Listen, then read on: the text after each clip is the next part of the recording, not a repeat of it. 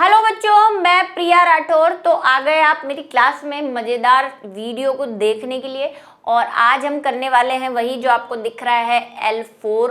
और L4 के साथ हम क्या करने वाले हैं भाई, पढ़ाई करने वाले हैं। तो जल्दी से फटाफट से आ जाइए और वीडियो को लाइक कर दीजिए, शेयर कर दीजिए, जो आपको कहने की ज़रूरत नहीं पड़नी चाहिए। तो क्या है ये चैप्टर जो हमने देखा, काफ़ी कुछ पढ़ना है इसमें। और आज जो हम पढ़ने वाले हैं वो डार्विनवाद पढ़ने वाले हैं, जिससे आप वाकिफ़ है, पहले पढ़ा हुआ है आपने। अल्फ्रेड रसेल वेसल के बारे में पढ़ने वाले हैं, वेलेस के बारे में, और साथ में लेमार्क का मत पढ़ने वाले हैं। अब एक इम्पॉर्टेंट सूचना जो आप है वो सुन लीजिए कि डार्विनवाद, लेमार्कवाद और जो वेलेस है ये हम 10th में पढ़कर आए हुए हैं। और अगर आप ओरिजिनली एनसीईआरटी बुक खोलेंगे, है ना, जो बच्चे बिल्कुल एनसीईआरटी से पढ़े, एक तो देखो रेफरेंस बुक होती है जो है ना, बिहार में ये आप 10th वगैरह में पढ़ के आए, उस पर लिखा होता है एनसीईआरटी, लेकिन वो नूतन वगैरह टाइप की कोई बुक होती है, वो रेफरेंस बुक होती है बेटा। ओरिजिनल बुक अगर आप देखते हैं एनसीईआरटी की, तो उसमें सिर्फ एक पैराग्राफ में डार्विन, लेमार्क और वेलेंस तीनों को निपटा दिया है। ठीक है, क्यों? क्योंकि आप 10th में वो पढ़ के आए हैं। बस आपको जनरल आइडिया रखना है कि अगर आ भी जाए डार्विनवाद या लेमार्कवाद या वेलेस, तो आप उस पर कुछ लिख सके। तो उस हिसाब से हम देखेंगे, और हमें काफ़ी कुछ पता है डार्विनवाद और लेमार्कवाद के बाद, और फिर भी मैं आपको समझाऊंगी, चिंता मत करो। ऐसा नहीं कि मैं आपको छोड़ दूंगी, आपने 10th में पढ़ा है। चलिए, तो डार्विनवाद क्या है? फेमस डार्विन है, और इनका सबसे फेमस सिद्धांत है प्राकृतिक वर्ण का सिद्धांत, जो नेचुरल सिलेक्शन है। और आज वो सिद्धांत सबसे ज़्यादा फेमस है, क्योंकि वो फेमस है कंपटीशन एग्जाम के लिए। आज हम जो कंपटीशन एग्जाम देते हैं हर चीज़ के लिए, वो डार्विन के सिद्धांत से ही रिलेट करो जरा इसको, कि इतनी जनसंख्या बढ़ गई है, इतनी मारामारी बढ़ गई है कि आज हमें कंपटीशन एग्जाम देने पड़ते हैं। और कंपटीशन एग्जाम में वही नौकरी पाता है या वही सेलेक्ट होता है जिसमें कैपेबिलिटी होती है, जो बाहरी वातावरण से लड़ सकता है, जो अच्छे से तैयारी करता है। और कई बच्चे बोलेंगे मैम जिसकी किस्मत अच्छी होती है। तो भाई किस्मतों का तो पता नहीं मुझे, पर डार्विन को लेकर चलते हैं। तो वो और थोड़ा सा कंपटीशन एग्जाम से आप रिलेट करके चलेंगे तो आपको बहुत अच्छे से समझ में आएगा। मैंने शुरू से इसी वे में याद कर रखा है। ठीक है, चलिए, क्या कहते हैं डार्विन? तो डार्विन का जो है, यहाँ पे आपको फोटो दिख रही है उनकी, देखते आइए, कभी देखी या नहीं देखी। ये डार्विन है, और इन्होंने क्या किया था, बहुत पूरे वर्ल्ड में टूर किया था। इनका एक जहाज था जिसको बीगल कहते हैं, बीगल जहाज। उस पर ये एक आइलैंड पे गए थे, गैलापागोस आइलैंड पे गए थे। ठीक है, वहाँ पे इन्होंने बहुत सारी फिंचेस देखी, और वहाँ पे रहने वाले जो एनिमल्स थे, जो प्लांट थे, सबको देखा। और इन्होंने ऑब्जर्व किया जो चीज़ जो आज मैंने कहा कि हम ऑब्जर्व करते हैं, कि इस प्रकृति में कोई भी सजीव है वो जिंदा रहना चाहता है, सभी जिंदा रहना चाहते हैं। और उस जिंदा रहने के लिए, अपनी जाति को बचाने के लिए वो क्या करता है भैया, वो चाहता है कि मेरी जाति अच्छे से ज़्यादा क्या हो, फले फूले। सब यही चाहते हैं कि ऐसा नहीं हो कि मेरा आगे कोई वंश नहीं रहे। जैसे आज हम बोलते कभी डायनासोर हुआ करते थे, ऐसा मेरे साथ ना हो जाए। ठीक है, कि ऐसा तो नहीं है कि आज आप रोड पे चलते हो और आपके पास अरे डायनासोर जा रहा है, हाय डायनासोर, ऐसा हुआ है कि आपके साथ? मेरे साथ तो नहीं हुआ। क्यों? क्योंकि वो रहे नहीं, खत्म हो गए, वो अपनी जाति को बचा नहीं सके। क्योंकि वो जो एनवायरनमेंट चेंज हो रहा था, यानी जो विकास की प्रक्रियाएं चल रही थी, उस विकास की प्रक्रियाओं में वो अपने आप को ढाल नहीं सके। वो एक स्लोगन है ना, परिवर्तन ही जीवन का नियम है, वो उन्हें पता नहीं था, किसी ने बताया नहीं उन्हें, तो वो एक्सटिंक्ट हो गए, यानी कि विलुप्त हो गए। ठीक है, ऐसे बहुत सी जातियां विलुप्त हो गई और हो भी रही है, जिसको आज हम बचा रहे हैं। शेर को बचा रहे हैं, हम प्रोजेक्ट चला रहे हैं, हम मोर को बचा रहे हैं, है ना, हम घड़ियाल को बचा रहे हैं, ताकि वो फिर हम हमारे बच्चों को ऐसा नहीं बोले कि कभी कभार एक समय की बात है, एक शेर भी हुआ करते थे जिसके आज सिर्फ हम फोटो देख पा रहे हैं, तो उन्हें भी बचा रहे हैं। तो ऐसा ना हो, तो डार्विन ने ये चीज़ बहुत पहले समझा दी थी कि प्रकृति में हर जाति अपने आप को क्या करती है, बढ़ाने की कोशिश करती है। और उसके लिए वो क्या करेगी? क्या करेगी मैडम? जनन करेगी। और क्या काम है? रिप्रोडक्शन करना पड़ेगा। जो मैंने शुरुआत में जब हमने चैप्टर शुरू किया था, चैप्टर फर्स्ट, तो मैंने कहा था कि भाई हम वृद्धि करते हैं और एक दिन हमारी फाइल सिलट जाती है, और फाइल सिलट गई तो हमारे पीछे कौन रहेगा, हमारा कौन उत्तरजीविता किसकी रहेगी, जो करोड़ों की प्रॉपर्टी आप छोड़ के जा रहे हो उसको कौन संभालेगा, तो हमारा वारिस। तो भाई एनिमल्स में भी ऐसा होता है। तो एनिमल्स जो है वो बहुत सारे बच्चे पैदा करते हैं, लोअर कैटेगरी के एनिमल।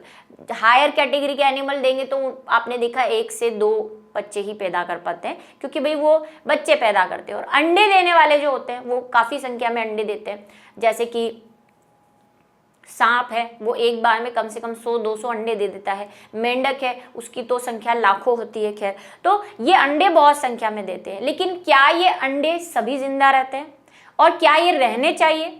दोनों ही बातें गलत हैं। देखो, अगर ये सारे अंडे जिंदा रह जाएंगे तो जरा सोचो, अगर एक मेंढक एक बार में 50,000 भी अंडे देता है, और अगर 50,000 अंडों से 50,000 मेंढक निकल जाएं, और ऐसे ही मेंढक का सीजन जब आता है तो मेंढक तो भाई आप सोच लीजिए कि हर महीने अंडे देता है, ऐसा सोच लो। तो एक महीने में 50,000, अगर 4 महीने भी मेंढक का सीजन रहता है जनन का, तो सोचो कितने अंडे हो गए और कितने मेंढक हो गए। तो इस हिसाब से तो शायद इंसानों से ज़्यादा आपको अपने आसपास मेंढक दिखेंगे, राइट। इसी तरह अगर हाथी है, हाथी अपने जीवन काल में, यानी कि उसकी उम्र जो है वो गिनी जाती है कि 700 साल तक जिंदा रह सकता है, और अगर वो साल भर में 4 बच्चे भी देता है ना, तो उस हिसाब से देख लो कि 700 साल अगर वो जिंदा रहेगा, 4 बच्चे साल भर में, तो हाथी ही हाथी दिखेंगे। जहां जाओगे नहीं ऐसे करना पड़ेगा आपको, बच बच के भागोगे, है ना। इसीलिए देखो आज आप इतने डेवलप है, यानी जब इंसान बने विकसित होकर, तो उनमें एक बार में एक ही बच्चा पैदा करने की क्षमता हो, कि ऐसा नहीं हो धरती पर इंसान ही इंसान हो जाए। हालांकि फिर भी जनसंख्या तो हम बढ़ा ही रहे हैं। चलिए, तो क्या है, इन्होंने यही बात कही कि अगर ऐसा होता कि सब बच्चे, एक तो हर जाति अपनी संख्या को बढ़ाने की कोशिश करती है, तो वो बहुत संख्या में अंडे देती है, लेकिन सारे अंडे जिंदा नहीं रह पाते। क्यों? क्योंकि उन्हें क्या करना पड़ता है, जीवन संघर्ष करना पड़ता है। मतलब कंपटीशन होता है उनमें कि कौन जिएगा। लाखों लोग नीट देते हैं, लाखों लोग गवर्नमेंट जॉब के लिए ट्राई करते हैं, लेकिन उनमें से सरवाइव कौन करेगा, उसमें से बाहर निकल कर कौन आएगा?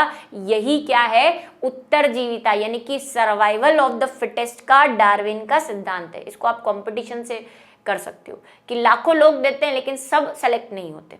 ऐसे ही लाखों अंडे पैदा होते हैं, लाखों जीव पैदा होते हैं, लेकिन उन्हें जीवन संघर्ष करना पड़ता है। किस किस चीजों पे जीवन संघर्ष करना पड़ता है? खाने पे, है ना भाई। एक तालाब है, उसमें अगर 50,000 मेंढक रह रहे हैं, तो भाई खाने में लड़ाई होगी। जो खाना छीन पाएगा वो जिंदा रह जाएगा, जो खाना नहीं ले पाएगा, जो बेचारा बच्चा सा होगा, कुछ नहीं कर पाएगा, हाय मेरे को कोई खाना ला के दे दे, ऐसा सोचेगा, तो फिर क्या ही होगा उसका। तो जीवन संघर्ष करना पड़ता है, और इस जीवन संघर्ष में काफी अंडे या काफी लोग जो है वो, या काफी जनसंख्या जाति मर जाती है, और कुछ ही जीवन में आगे बढ़ पाते हैं। किसी समष्टि के प्रत्येक पीढ़ी में पर्यावरण वहन क्षमता से अधिक जीव उत्पन्न होते हैं। ठीक है, समझ गए? बहुत सारे जीव उत्पन्न करते हैं एक बार में, अर्थात जीवों में प्रजनन की अपार क्षमता है। प्रत्येक पीढ़ी के जीव में पिछली पीढ़ी के जीव के समान ही प्रजनन क्षमता होती है।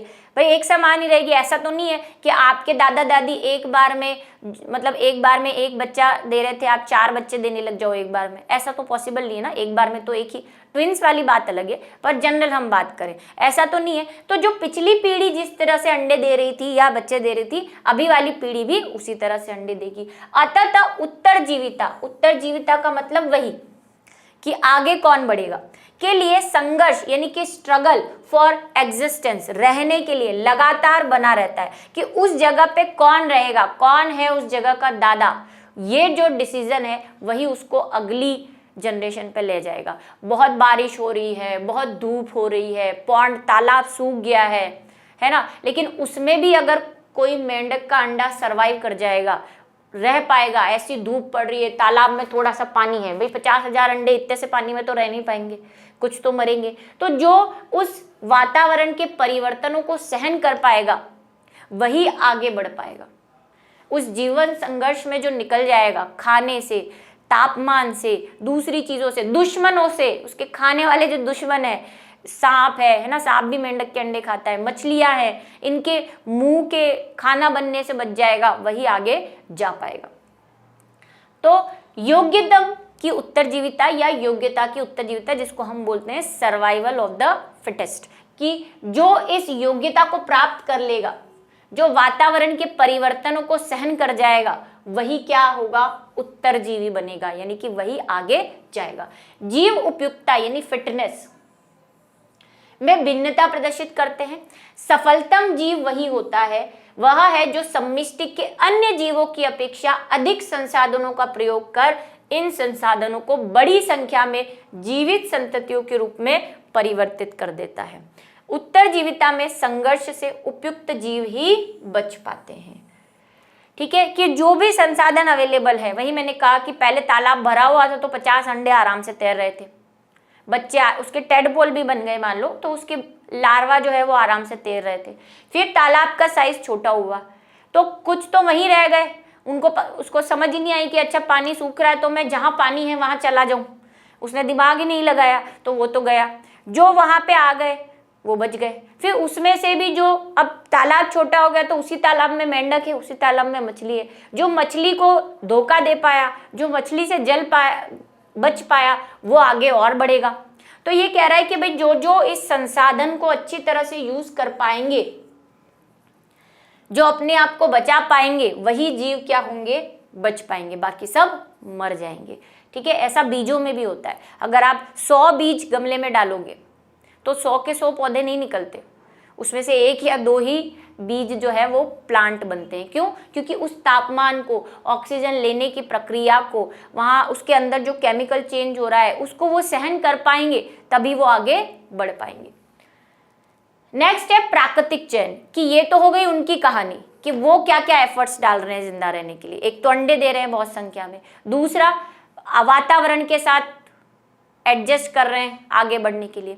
लेकिन प्रकृति भी एक बहुत बड़ा योगदान है, क्योंकि ये बैरियर्स है, ये जो कठिनाइयां है, ये उत्पन्न कौन कर रही है? पृथ्वी उत्पन्न कर रही है। किसी जीव की शारीरिक, कार्यात्मक और व्यवहारात्मक लक्षण जो किसी पर्यावरण विशेष में रहने हेतु सक्षम बनाते हैं, अनुकूलन कहलाते हैं।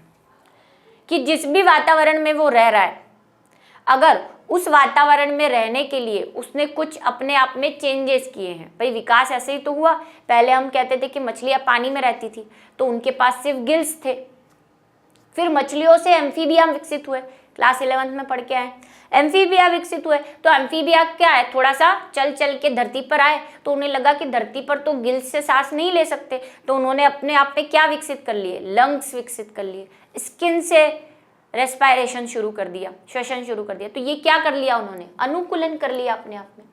सिंपल सी परिभाषा हम क्या दे सकते हैं अनुकूलन में, आसपास के वातावरण में रहने के लिए जीव द्वारा अपने शरीर व कार्य की रूप से परिवर्तन क्या कहलाता है, अडप्टेशंस या अनुकूलन कहलाता है।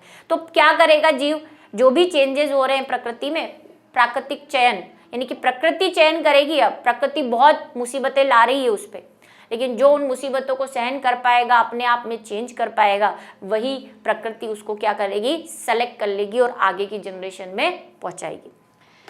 ठीक है, समष्टि के जीवों में उनके पर्यावरण के प्रति हुए अनुकूलन प्राकृतिक चयन का ही परिणाम होते हैं। डार्विन ने इसी आधार पर विकास संबंधी अपना प्राकृतिक चयन यानी कि नेचुरल सिलेक्शन का मत प्रतिपादित किया। प्राकृतिक चयनवाद को निम्न बिंदुओं से समझा जा सकता है, प्राकृतिक चयन भी कहते हैं, और एक और जो डार्विन का है उत्तरजीविता का सिद्धांत। दोनों ही नाम आप याद करेंगे, जिसको हम क्या कहते हैं, सर्वाइवल ऑफ द फिटेस्ट, जो आज के जमाने में सबसे फेमस है, सर्वाइवल, या चलो छोड़ो हिंदी में ही लिख दो, ठीक है, सर्वाइवल ऑफ द फिटेस्ट, यानी कि उत्तरजीविता का सिद्धांत भी कहते हैं कि जो सक्षम है वही आगे बढ़ेगा, जो पढ़ाई करेगा, जो मेहनत करेगा वही सेलेक्ट होगा, बाकी सब पीछे रह जाएंगे। ठीक है, तो प्रकृति भी चयन करती है, धूप, गर्मी, बारिश, इन सब से जो लड़ लेगा। नई जाति की उत्पत्ति, अब जो जिंदा रह गया, प्रकृति में परिवर्तन हुआ, पृथ्वी चेंज हो रही है ना भाई, हम विकास पढ़ रहे हैं कि पहले पृथ्वी आग जैसी थी तो वो बैक्टीरिया वगैरह रहते थे, फिर धीरे धीरे पृथ्वी ठंडी होती गई। पृथ्वी ठंडी हुई तो भाई जीव जो है वो उस हिसाब से अपने आप को अनुकूलन करने लगे कि पहले आग में रहते थे तो उस हिसाब से रहते थे, अब नई वाली पृथ्वी पर रह रहे हैं तो उन्होंने अपने आप पे कुछ चेंज किए। तो क्या पहले वाले जीव और अभी वाले जीव सेम है? नहीं। हम विकास जो पढ़ रहे हैं कि पहले तो भाई पोरीफेरा थे, सिलेंट्रेटा थे, फिर पोरीफेरा सिलेंट्रेटा से आज हम मानव बन गए। तो ये क्या हुआ? विकास हुआ। और ये विकास क्यों हुआ? हमने बाहरी वातावरण के हिसाब से अपने आप को चेंज कर लिया। तो क्या हो गया? एक नई जाति की उत्पत्ति हो गई। ऐसे ही नहीं होती नई जाति की उत्पत्ति कि वही जैसे मैंने कहा कि आज जो मेंढक है वो सोया और सुबह उठा तो उसने देखा मैं सांप बन गया। ऐसे नहीं हुआ, धीरे धीरे हुआ, बहुत धीरे धीरे, करोड़ों सालों में हुआ कि उसने अपने वातावरण के हिसाब से अपने आप को एडजस्ट किया और फिर धीरे धीरे उसमें ऐसे कुछ परिवर्तन हो गए कि उसने अपनी पुरानी वाली स्पीशीज से जनन करना ही बंद कर दिया। तो तभी तो हम उसको नई जाति कहेंगे। जैसे मंकी, बंदर में मैंने आपको बताया था ना, अगर आपको या 11th वालों को पता नहीं किसको बताया, बंदर, ठीक है। बंदरों और चिंपैंजी से हम ज्यादा रिलेट करते हैं, बंदरों से भी ज्यादा हमारे जो जीन्स हैं वो 99.9% सेम है। सिर्फ 0.0% का ही फर्क है हम में और चिंपैंजी के डीएनए में। लेकिन क्या आप चाहो कि एक दिन हम जाएं किसी पार्टी में, है ना, चिंपैंजी प्लस मानव, और फिर हम रिप्रोडक्शन करें? तो पॉसिबल नहीं है। क्यों? क्योंकि आप पहले कभी चिंपैंजी थे लेकिन आपने अपने पर्यावरण के हिसाब से अपने आप को इतना चेंज कर दिया है कि अब आप नई जाति बन चुके हैं। आप एक नई जाति होमो सेपियंस बन चुके हैं। अब आप चिंपैंजी नहीं रहे, ठीक है। भले ही आपकी शक्ल उनसे मिलती हो, हालांकि कई बच्चे बोल रहे हैं मैम हाँ आपकी भी शक्ल चिंपैंजी से मिल रही है, तो मिलती है, लेकिन अब आप नई जाति में विकसित हो चुके हैं, ठीक है। ऐसे होता है नई जाति का विकास।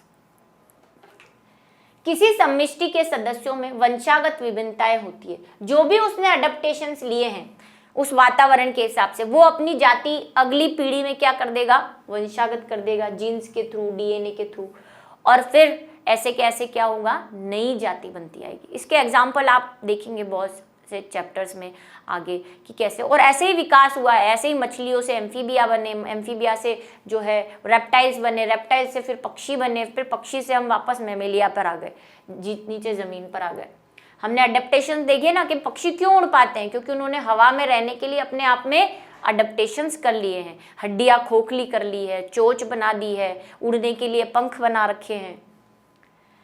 डार्विन ने बताया कि किसी समष्टि के सदस्यों के शारीरिक, क्रियात्मक, व्यवहारगत लक्षणों में भिन्नता होती है, ठीक है। अलग अलग जाति में अलग अलग टाइप के क्या होते हैं? कैरेक्टर्स होते हैं। आप में अलग है, चिंपैंजी में अलग है, घोड़े में अलग है, हालांकि आप क्या हैं? मैमल्स है सारे, लेकिन आपकी जाति अलग है, इसलिए आपकी भिन्नताएं हैं। डार्विन ने माना कि यह विभिन्नताएं प्राकृतिक चयन हेतु अत्यंत आवश्यक है, कि प्रकृति आपको चयन करे, प्रकृति ये चाहे कि आप यहाँ पर रहे, इसके लिए आपको अपने आप में क्या करना पड़ेगा? परिवर्तन करना पड़ेगा उस प्रकृति के हिसाब से। वही मैंने कहा, जीवन जो है, परिवर्तन ही जीवन का नियम है। आपको एडजस्ट करना पड़ेगा, आपको मेंटेन करना पड़ेगा। ऐसा नहीं कि मैं तो रिजिड रहूँ, कोई परिवर्तन नहीं करूँ, तो फिर आप एक दिन क्या हो जाओगे? नष्ट हो जाओगे। लाइफ में भी ऐसा होता है ना। हम कहीं भी रहते हो, समाज में रहते हो, कहीं भी रहते हो, तो हम अगर पुरानी विचारधारा को लेकर चलेंगे तो हम क्या होंगे? पीछे छूटते जाएंगे, पीछे छूटते जाएंगे, और फिर हमें कोई पूछेगा नहीं कि अरे ये तो पुरानी विचारधारा का, अरे इसको कुछ सेंस नहीं है, इसको रहने दो, पड़ा रहने दो। और एक दिन ऐसा आएगा कि वो लोग आगे बढ़ जाएंगे और आप पीछे रह जाएंगे। यही कहानी है, ये बहुत पहले उन्होंने कह दी थी। चलिए, पर्यावरण के प्रति अनुकूलन को संभव बनाने वाली विभिन्नताओं का एक पीढ़ी से दूसरी पीढ़ी में जाना आवश्यक होता है, अर्थात वंशागत विभिन्नताएं होती है, ठीक है। जो भी अनुकूलन वो ग्रहण करेगा, जब पहली बार मछली से कोई मेंढक बना होगा तो उस मेंढक ने अपनी विभिन्नताओं को अगली पीढ़ी में ट्रांसफर किया, और ट्रांसफर किया तो फिर भाई पीढ़ियां बढ़ी, मेंढक बढ़े, तो फिर ये क्या हुआ? नई जाति का विकास हुआ। नेक्स्ट क्या है? Alfred Russel. इनका कोई ज्यादा आपको पढ़ना नहीं है, सिर्फ एक छोटी सी चीज ध्यान रखो कि डार्विन जिस गैलपैसो उस पर गए थे फिंच को देखने के लिए, तो वेलेस ने डार्विन का पूरा समर्थन किया और ये वापस वहां गए कि डार्विन के जो बात कह रहे हैं वो सच है यानी। तो छोटी सी एक बात है इनकी कि इन्होंने पूर्णतः जो है तो डार्विन को क्या किया, प्रोटेक्ट किया, समर्थन किया।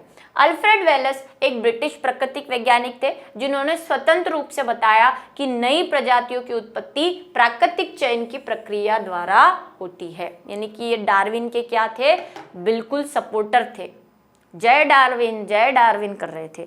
ठीक है, चलिए उसके बाद कौन आए, लेमार्क। ये 3 ही आपको पढ़ने हैं, हालांकि थ्योरीज बहुत सारी है लेकिन हमें ये 3 पढ़नी है और इनसे आप बहुत अच्छी तरह से वाकिफ हैं। लेमार्क ने जो सिद्धांत दिया था उपयोग और अनुपयोग का सिद्धांत, क्लास 10th में पढ़ के आए।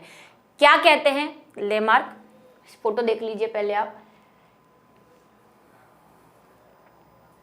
लेमार्क क्या कहते हैं कि कोई भी चीज अगर हम बार बार, जैसे डार्विन ने कहा कि अनुकूलन होते हैं, जिस वातावरण में भी हम रहते हैं उसके हिसाब से हम अपने आप में चेंज कर लेते हैं।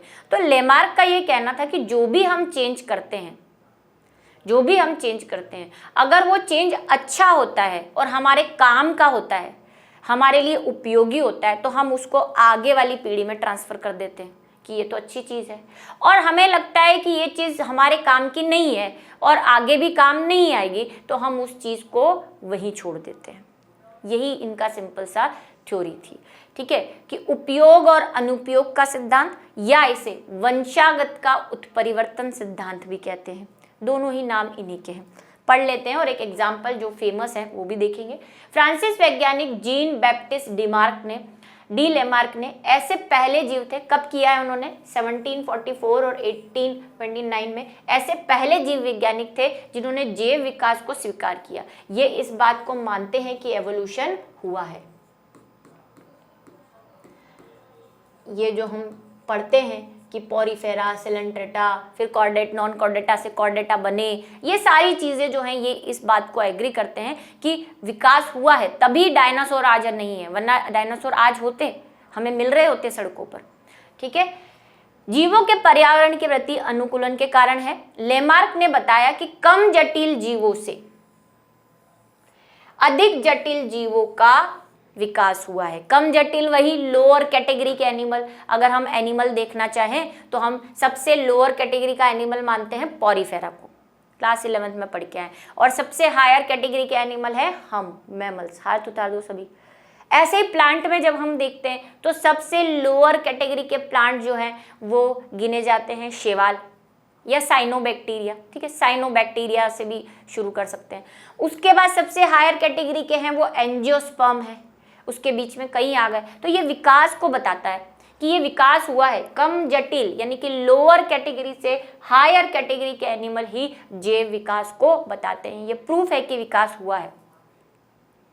और आज धरती पे सबसे ज़्यादा अगर प्लांट देखोगे तो वो एंजियोस्पर्म है, क्योंकि वो विकसित हैं, यही एडवांस है। और पॉरीफेरा सिलेंट्रेटा आपको कम दिखेंगे क्योंकि वो पुराने हैं, वो जिंदा रह गए, उन्होंने डार्विन के रूल को फॉलो कर लिया कि परिवर्तन करना है तो आज भी सर्वाइव कर रहे हैं। वरना जो नहीं कर पाए डायनासोर जैसे, उनकी तो फोटो ही काफ़ी है।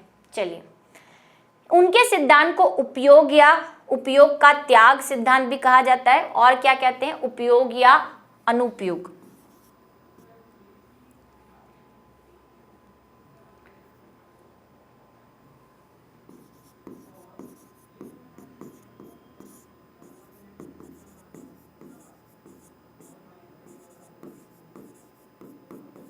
उपयोग या अनुपयोग का सिद्धांत भी कहा जाता है। Use and disuse of organs. ठीक है, सिद्धांत या अर्जित लक्षणों की वंशागति, इनहेरिटेंस और एक्वायर्ड कैरेक्टर के नाम से भी जानते हैं। दोनों ही इनके नाम है। अब इसको समझ लेते हैं। क्या एग्जाम्पल दिया था जो आपको याद भी है, जिराफ का। हालांकि बहुत दिए थे लेकिन जिराफ वाला बड़ा फेमस है। इनका क्या कहना है कि पहले पुराने जमाने में कभी कौन रहे होंगे, जो जिराफ रहा करते थे।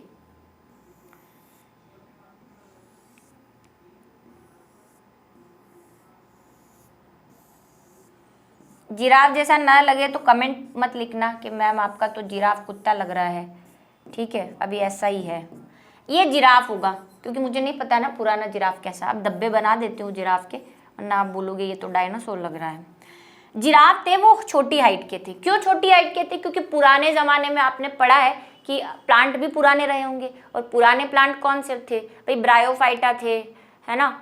टेरिडोफाइटा तो फिर भी हाइट वाले हैं, ब्रायोफाइटा है, एल्गी है, वो रहे होंगे, तो उनकी तो हाइट छोटी थी।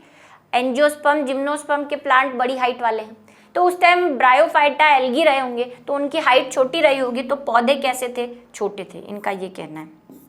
तो जिराफ जो है आसानी से इन पौधों को खा लेता था। बच्चे बोलेंगे बाकी पत्तियां कहाँ हैं? जिराफ खा गया, ठीक है, इसलिए यहाँ पे 4 ही पत्तियां बनाई है, क्योंकि जिराफ खा रहा है। अब क्या हुआ कि समय बदला, विकास हुआ। किस में विकास हुआ? इन ब्रायोफाइटा से, एल्गी से क्या बने होंगे? टेरिडोफाइटा। वो थोड़ी सी ज्यादा हाइट के थे। हम सिर्फ एग्जांपल ले रहे हैं टेरिडोफाइटा, आपको लिखना नहीं है कि टेरिडोफाइटा बने होंगे, क्योंकि लेमार्क ने कहीं नहीं कहा है, हम जस्ट रिलेट कर रहे हैं उस चीज को कि भाई क्या हुआ होगा, पौधों की हाइट बड़ी होगी, वो पेड़ बने होंगे। जब विकास हुआ तो पौधों में ने भी तो अपने आप में काफी चेंज किए हैं, तो अब ये कुछ ऐसा बन गया है। अब जिराफ रह गया बच्चू सा। अब तो मैं डक बनाऊंगी थोड़ा सा मजा करके चलो। 3 पैर वाला जिराफ है भैया हमारा, ठीक है, किसी को कोई दिक्कत हो तो बता देना। अब क्या हुआ, जिराफ जो है वो, उसको पेड़ बहुत ऊंचा लगा, वो कहेगा कैसे खाऊं, मेरी तो गर्दन इतनी सी है। तो उसने क्या, हमको भी वो जलेबी रेस सुना है आपने? जलेबी रेस लगती तो हम ऐसे उचक उचक के जलेबी खाते हैं, है ना। तो इसने भी उचक उचक के ऐसे ट्राई किया होगा। अब इसने ट्राई किया तो इसकी जो गर्दन की मसल्स हैं वो धीरे धीरे खिंची, तो क्या हुआ, जिराफ की जो गर्दन है वो लंबी हो गई। क्यों? क्योंकि पेड़ लंबे होते गए तो जिराफ को खाना नहीं मिला, नीचे कुछ था ही नहीं। अब उसको अपनी गर्दन जो है लंबी करनी पड़ी, तो जो नए जिराफ बने वो कैसे बने?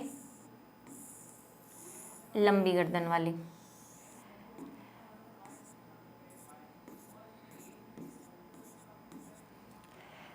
तो इनका ये कहना था कि जीव जो है जब विकास होता है तो उसके उपयोग में, क्योंकि गर्दन, पैर उसके काम में नहीं आ रहे थे, उसके मतलब पैर भी आ रहे थे, पैर को ऐसे ऐसे ऊंचा कर रहा था और गर्दन भी ऊंची कर रहा था।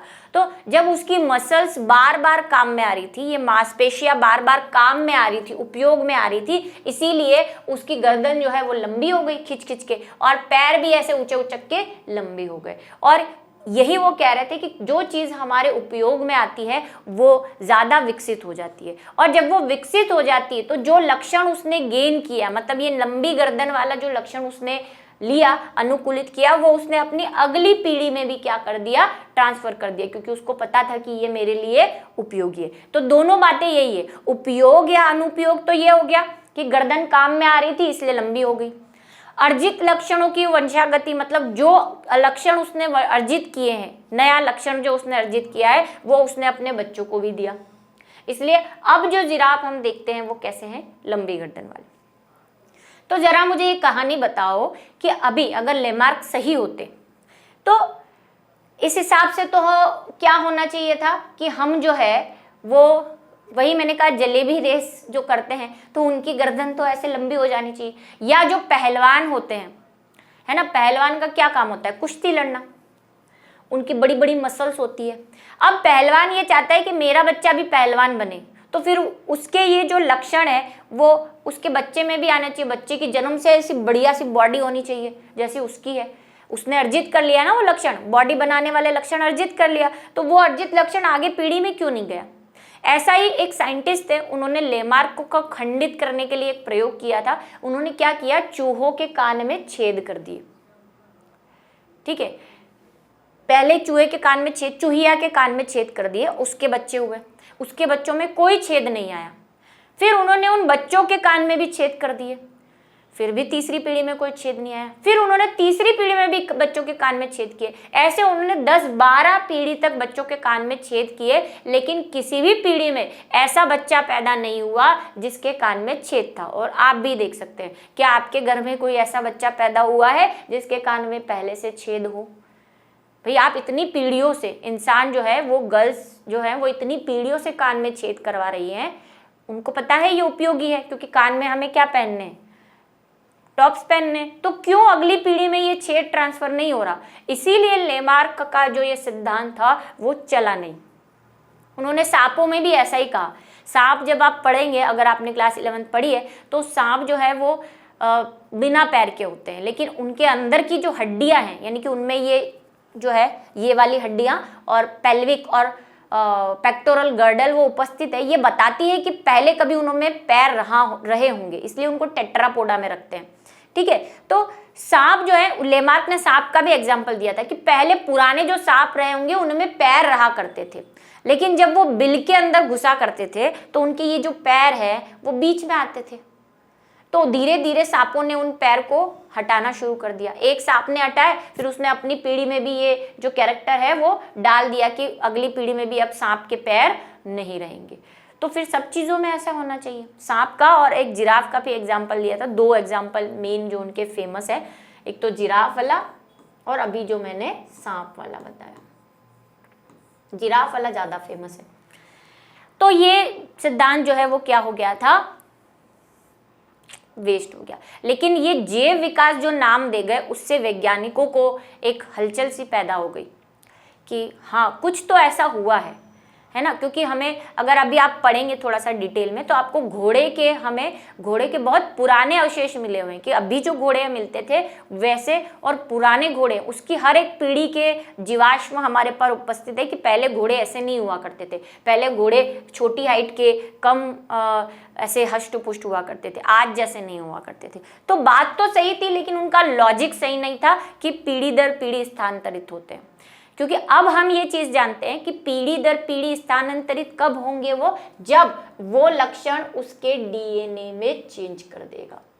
वही लक्षण पीढ़ी दर पीढ़ी स्थानांतरित होते हैं जो उसके डीएनए में चेंज कर चुका है। ये कान में छेद हमारे डीएनए में चेंज नहीं कर रहा, हमारे जीन में चेंज नहीं कर रहा, इसीलिए ये पीढ़ी दर पीढ़ी स्थानांतरित। कई बच्चे सोच रहे होंगे कि क्यों नहीं हो रहा ऐसा, ये इसलिए नहीं हो रहा क्योंकि अब हमें पता है कि लक्षणों की वंशागति तो जीन पे डिपेंडेंट है। जब तक जीन में चेंज नहीं होगा तब तक लक्षण जो है वो आगे वंशागत नहीं होगा। ये जो लंबी गर्दन है ये इनके जीन में चेंज कर गई और इसीलिए ये पीढ़ी दर पीढ़ी स्थानांतरित हो गई और हमारे कान के छेद नहीं हो रहे। ठीक है, चलिए समझ में आई बात और आंसर भी मिल गया होगा इस क्वेश्चन का कि क्यों लेमार्क जो है इसको नहीं खोज पाए। आ जाइए, तो इसी के साथ जो है हमारे ये 3 जो छोटे टॉपिक है यहाँ पे खत्म होते हैं। चलिए डायनासोर देख लीजिए, फोटो में ही देख सकते हैं, इनके बारे में भी पढ़ेंगे थोड़ा, जीवाश्म वाला। तो नेक्स्ट जो है वो हम पढ़ेंगे जैव विकास के प्रमाण। तब तक जैसा कि मैं कह रही हूँ जल्दी से जल्दी चैनल को शेयर करिए ताकि दूसरे लोग भी इसका लाभ उठा सकें और मुझे थैंक यू कह सकें। चलिए ठीक है, मिलते हैं अगले वीडियो लेक्चर।